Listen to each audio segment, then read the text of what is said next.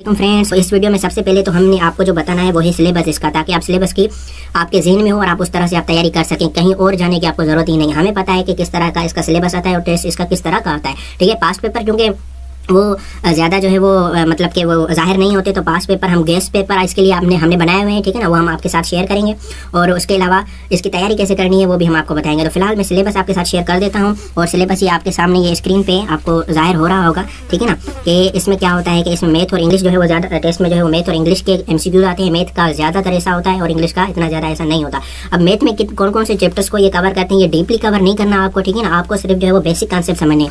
अब आज का हमारा वीडियो जो बाद में मैं अपलोड करने जा रहा हूँ, आप उसको देखिएगा, इसी में ही वो पार्ट है। आप एंड में जाके वो देखिएगा कि किस तरह से आपको तैयारी करनी है। वेरी सिंपल एंड इजी जो है वो आपको होकर तैयारी करनी है और आपको कॉन्सेप्चुअल तैयारी करनी है। तो मैथमेटिक्स में ये तकरीबन 19 जो है वो आपको चैप्टर्स कवर करने पड़ेंगे फर्स्ट ईयर के बुक से, और इंटर के बुक से भी एक दो जो है वो आ जाते हैं, जैसे कि सीक्वेंस इन सीरीज वाला होता है। ठीक है ना, ये मेरे ख्याल से फर्स्ट ईयर में।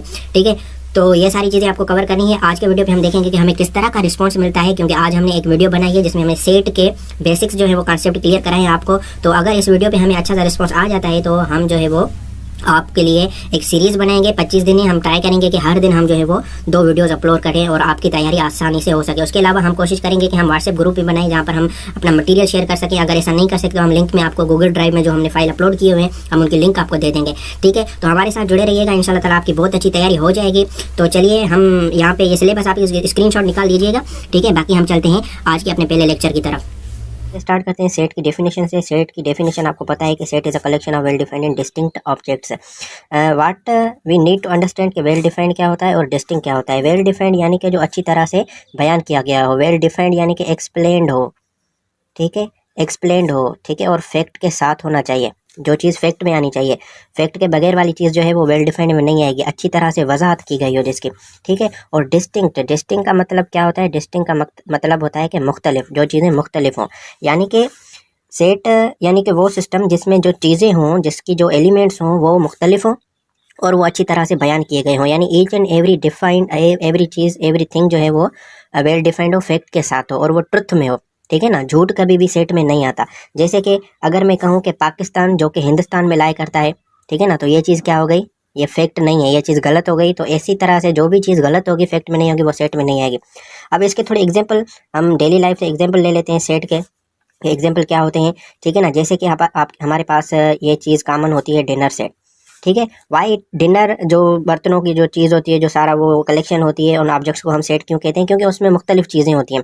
प्लेट्स होती हैं, डिशेस होती हैं, चम्मच होते हैं। ठीक है ना, ये सारी चीज़ें होती हैं, उसके अंदर मुख्तलिफ चीज़ें होती हैं और हर चीज़ का एक मुख्तलिफ जो है वो अपना पर्पज़ होता है, अपना फंक्शन होता है। दैट इज़ वाई वो जो बर्तनों की जो एक पूरा सिस्टम होता है उसको हम क्या कहते हैं? उसको हम, उस सिस्टम को हम क्या कहते हैं? सेट कहते हैं। आई होप सो कि ये कॉन्सेप्ट आपको क्लियर आ गया हो कि सेट क्या होता है। Set collection of well defined, अच्छी तरह से बयान की गई, और डिस्टिंग यानी कि मुख्तलिफ चीज़ों की कलेक्शन को कहा जाता है। ठीक है, अब अगर हम मैथमेटिकली इसका कोई एग्जांपल लेना चाहें तो for example we have set of natural numbers 1 2 3 4 5। ठीक है ना, दिस विल बी इनफाइनाइट। तो अब इसके अंदर ये जो नंबर्स हैं, these are called as the objects. इनको हम क्या कहते हैं? इनको हम कहते हैं ऑब्जेक्ट्स। ऑब्जेक्ट्स के अलावा इनको हम कहते हैं elements, elements of set. So I hope so कि क्लियर हो गया होगा आपको कि सेट के अंदर जो है वो देखें, ये नंबर सारे क्या हैं? वो वेल डिफाइंड हैं, ये सारे नंबर्स हैं, मैथमेटिक्स में हम पढ़ते हैं। उसके अलावा ये सारे नंबर मुख्तलिफ हैं। रिपीटिंग अगर कोई चीज़ होगी तो वो सेट नहीं कहलाएगी। फॉर एग्जांपल अगर मैं ऐसे लिखूँ 1 2 3 4 3, अगर मैं ऐसे लिखता हूँ तो क्योंकि इसमें जो 3 है वो क्या हो रहा है? रिपीट हो रहा है, तो this will not be counted as a set. आगे बात समझ में? तो सेट में वो चीज़ें होती हैं जो कि वेल डिफाइंड हो और मुख्तलिफ चीज़ें हों, उनको हम क्या कहते हैं? उनको हम कहते हैं कि ये चीज़ें सेट में आएंगी। ठीक है, और उसके अलावा एक और चीज़ मैं आपको समझाना चाह रहा हूँ कि सेट के जो ये ऑब्जेक्ट सेट के अंदर मौजूद होते हैं, इनको हम क्या कहते हैं? इनको एलिमेंट ऑफ सेट कहते हैं या ऑब्जेक्ट ऑफ द सेट कहते हैं। ठीक है, अब number of element of set N, what it represent, ये क्या रिप्रेजेंट कर रहा है कि number of element present in set N. तो वो हम कैसे, इस तरह के एमसीक्यूज आते हैं टेस्ट में। ठीक है ना, कि number of element present in set N वो कितने हैं, हम यहाँ पे गिनेंगे। यहाँ पर तो इनफाइनाइट है। फॉर एग्जाम्पल अगर ये यहाँ पे फाइनाइट हो जाता है, 5 पर ये क्या हो जाता है? फाइनाइट हो जाता है, और ये इनफाइनाइट नहीं है। तो अब इसके अंदर कितने एलिमेंट है? 5। तो इस तरह से एमसीक्यूज आते हैं टेस्ट में कि अगर आपके पास कोई सेट है तो you need to count the number of element present in set है। तो आपको ये रिप्रेजेंटेशन पता होनी चाहिए कि सेट ये नंबर ऑफ, ये जो चीज़ है ऑर्डर ऑफ, इसको हम क्या कहते हैं? Number of element in set N, और उसको हम ये भी कहते हैं कि order order of set N, यानी सेट का ऑर्डर क्या है। तो देखिए इस पूरे छोटी सी चीज़ में बहुत सारी चीज़ें आ गई। इसमें आपने पढ़ा कि सेट क्या होता है, वेल डिफाइंड और डिस्टिंक्ट चीज़ें होती हैं, ठीक है। उसके अलावा जो सेट के ऑब्जेक्ट होते हैं उनको हम क्या कहते हैं, उनको एलिमेंट कहते हैं, ठीक है ना। और अगर किसी सेट का हमें आर्डर को पता करना है तो उसकी रिप्रेजेंटेशन क्या होती है, एन ऑफ एन, यानी कि ऑर्डर ऑफ सेट एन, यानी number of element present in set n. तो ये ऐसे छोटी छोटी चीज़ें जो होती हैं वो आती हैं। आपको कहीं भी ट्यूशन लेने की ज़रूरत नहीं पड़ेगी इंशाल्लाह ताला, क्योंकि हमें पता है, हमने टेस्ट दी हुई है, हमें पता है कि किस तरह की आसान सी चीज़ें आती हैं। और सेंटर में जो होते हैं ज़्यादातर अकेडमीज़ में वो कॉम्प्लेक्सिटीज़ में चले जाते हैं टीचर। तो आप इंशाल्लाह ताला मैथमेटिक्स की, और हम कोशिश कर रहे हैं कि हमारा जो एक और दोस्त है वेरी गुड इन इंग्लिश, हम उसको कहें कि वो लेक्चर बनाए। अगर वो फ्री है तो हम इंग्लिश के लेक्चर भी अपने इस यूट्यूब चैनल पे अपलोड करते जाएंगे। तो ये फॉर्मेट आज हम ऐसे जो है वो डेमो के लिए एक जो है वो वीडियो अपलोड कर रहे हैं। If you like the format of teaching तो आप कमेंट में ज़रूर बताइएगा, ताकि हम इस सीरीज़ को कंटिन्यू करें। अदरवाइज़ इफ़ ये आपके लिए हेल्पफुल नहीं हो रहा तो हम इसको ख़त्म करें, हम भी मेहनत ना करें। Okay, so let's move towards the forms of the set, ठीक है ना। तो फॉर्म्स ऑफ सेट बेसिकली हमारे पास तीन फॉर्म्स होते हैं सेट के।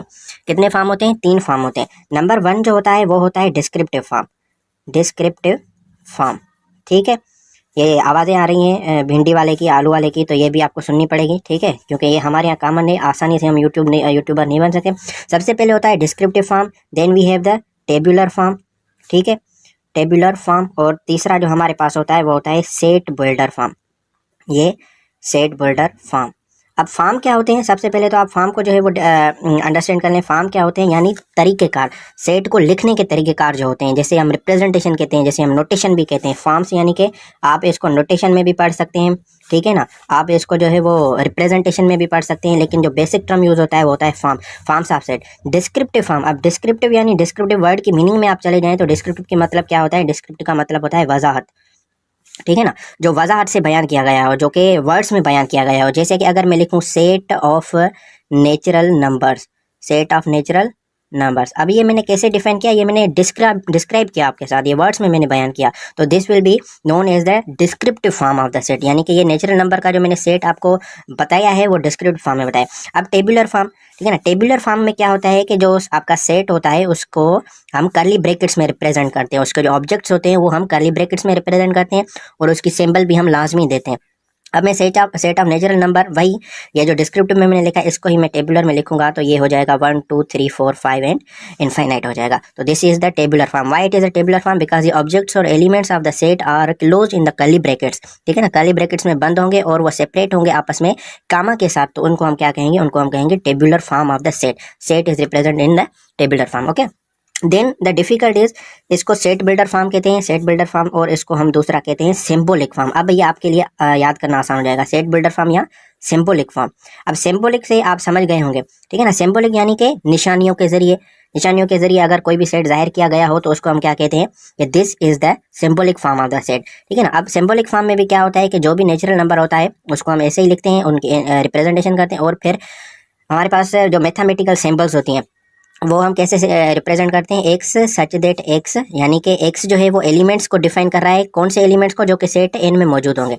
बिलोंग्स टू नेचुरल नंबर, ठीक है ना, तो वो बिलोंग्स टू नेचुरल नंबर, यानी वो किससे जो कि हम सेट बनाएंगे, एन जो कि हम सेट लिखेंगे, उसके जो एलिमेंट होंगे वो कहाँ से होंगे? वो नेचुरल नंबर से होंगे। अब इसमें देखें, मैंने ना तो कॉमास यूज़ करी हैं, ना मैंने जो है वो वर्ड्स यूज़ करी है, इसमें मैंने सिर्फ सिंबल यूज़ करी है। एक ये बिलोंग्स टू की सिंबल यूज़ करी है, एक ये सच दैट की सिंबल यूज़ करी है। तो this is the symbolic form. जब भी इस तरह से कोई फॉर्म में अगर सेट बयान किया गया है तो उसको हम कहेंगे सेट बिल्डर फॉर्म या सिंबॉलिक फॉर्म। ये सेट के लिखने के 3 तरीक़ेकार होते हैं यूजुअली, जो कि हम मैथमेटिक्स में पढ़ते हैं, ठीक है। उसके बाद हम कुछ जो है वो इंपॉर्टेंट सेट जो कि आपने 7th क्लास में भी पढ़े होंगे, 8th क्लास में भी पढ़े होंगे, हम उनको जो है वो रिवाइज कर लेते हैं, क्योंकि ये डेमो है आपके लिए। तो आप बताइएगा इसके बाद कि how do you like this pattern of the teaching, ठीक है। तो सबसे पहले आ जाता है हमारे पास सेट ऑफ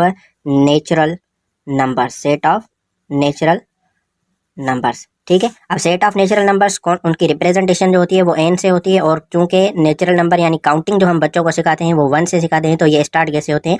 ऐसे 1 से स्टार्ट होते हैं। अब इसमें एमसीक्यूज किस तरह से आ सकता है? एमसीक्यू जैसे आ सकता है कि natural number start with, natural number कहाँ से स्टार्ट होते हैं?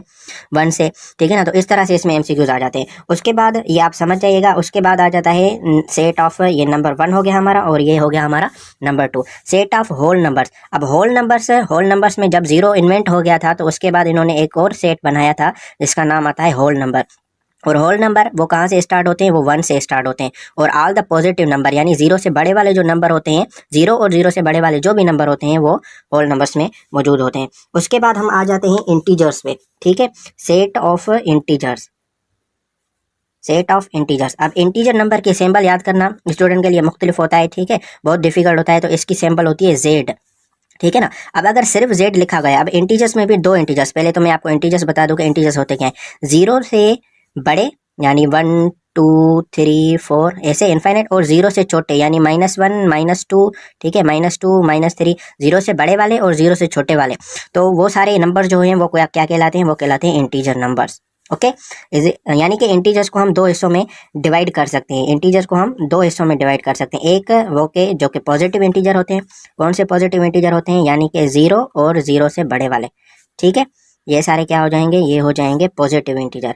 और इसी तरह से हम नेगेटिव इंटीजर्स, दूसरा ऐसा नेगेटिव इंटीजर यानी 0 और 0 से, ये लेफ्ट साइड पे लिखा जाएगा, ठीक है ना, -1 -2 -3, ये 0 से छोटे वाले हैं सारे। तो इंटीजर्स के भी दो ऐसे होते हैं। ओके, और उसके बाद जो हम सेट पढ़ चुके हैं, इंटीजर नंबर के बाद हो गया हम पढ़ते हैं रेशनल नंबर। अब इनमें याद करने की क्या चीज़ है, इनमें इनकी सिंबल याद करनी है और वो कहाँ से स्टार्ट होते हैं और उनके एलिमेंट कौन कौन से होते हैं, यानी कहाँ से वो सेट स्टार्ट होता है। Okay, rational number, set of the rational number, ये मैं इस तरह से लिख रहा हूँ, आप समझ जाइएगा कि ये किसको रिप्रेजेंट कर रहा है, सेट ऑफ को, set of rational number. Rational number की जो सिंबल होती है वो होती है क्यू, ठीक है ना, क्यू इसकी रेशनल नंबर की सिंबल होती है। और रेशनल नंबर को हम सेट बिल्डर फॉर्म में यानी सिंबॉलिक फॉर्म में रिप्रेजेंट करते हैं। वो कैसे रिप्रेजेंट करते हैं कि x such that x belongs to p upon q, ठीक है। एंड ये सिंबल किसके, ये सिंबल्स में आपको जो है वो इंशाल्लाह पीडीएफ जब हम इसका बनाएंगे तो मैं आपको अच्छे से इनके नोट्स ये भी मैं आपको प्रोवाइड करूंगा और इसके नोट्स भी हम आपको प्रोवाइड करेंगे। X belongs to p upon q and q belongs to integers, यानी ये जेड से, क्यू जो है वो जेड से बिलोंग करना चाहिए। और ये कहता है कि क्यू जो है वो डज नॉट बिलोंग्स टू 0। ये रेशनल और इरेशनल नंबर स्टूडेंट के लिए समझना मुश्किल हो जाता है। तो अब मैं इनको ऐसे समझाना चाह रहा हूँ कि अगर स्टूडेंट 1/3 लिखा गया है या 1/2 लिखा गया है तो this will be counted as a rational number, ठीक है ना। ये सारे क्या कहलाएंगे, ये रेशनल। अपॉन फॉर्म में जो होगा वो क्या कहलाएगा, वो कहलाएगा रेशनल नंबर, ठीक है ना। इसी तरह से हमारे पास इरेशनल नंबर भी होते हैं, ठीक है। और set of irrational number, set of irrational numbers, ठीक है। अब इरेशनल नंबर्स की जो सिंबल होती है वो बेसिकली आई होती है। और इसमें अब इसकी सेट बिल्डर फॉर्म में यहाँ पे नहीं बना रहा, इसको मैं आपको समझा रहा हूँ कि इन इरेशनल फॉर्म्स होते कौन से हैं, इरेशनल नंबर होते कौन से हैं, ठीक है ना।